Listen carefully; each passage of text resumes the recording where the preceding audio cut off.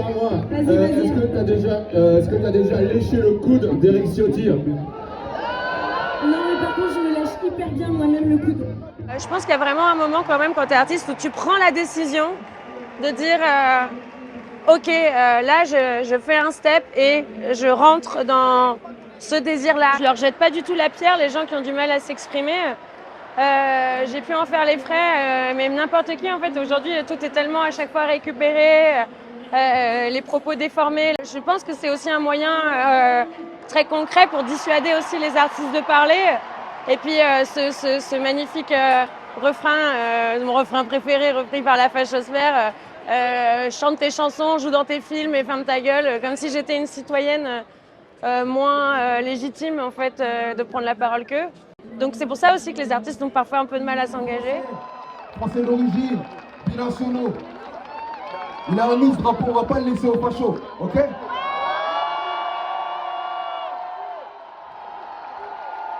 Merci infiniment.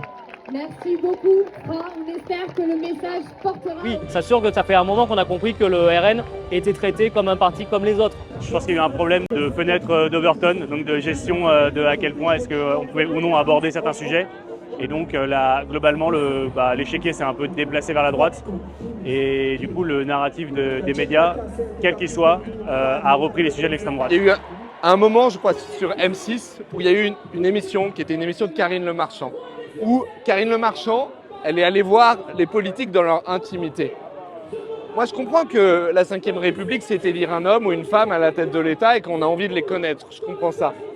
Mais il y a un moment, quand on explique que Marine Le Pen, qui est l'héritière d'un parti fondé par des gens qui ont collaboré, c'est une éleveuse de chats sympathique. En fait, on ne fait plus du journalisme et surtout on fait de la propagande. Moi, la séquence qui m'a le plus marqué et qui en était caricaturale, c'est l'émission de Cyril Hanouna qui a eu lieu pendant les 15 jours de campagne, qui était juste de la propagande pure. Non, je pense qu'un moment qui a beaucoup contribué à la dédiabolisation du FN, du RN, ça a été les moments où Macron et Attal ont expliqué que le RN était dans le champ républicain et que ça a été repris dans les médias, débattu et accepté en fait par les médias mainstream de façon générale. C'est vrai que moi sur mon TikTok, j'ai vraiment très peu vu de vidéos de Jordan Bardella ou quoi que ce soit parce que on est très vite dans une bulle qui concentre les idées qu'on suit. Donc je comprends très facilement comment les vidéos de Jordan Bardella qui utilisent des trends TikTok, des musiques de jeunes, etc. ont pu plaire à un électorat jeune qui n'est pas forcément très politisé et donc qui est venu se rattacher à ces vidéos et créer une bulle autour de ça ou alors ils vont commencer à ne voir plus que ça et rien d'autre.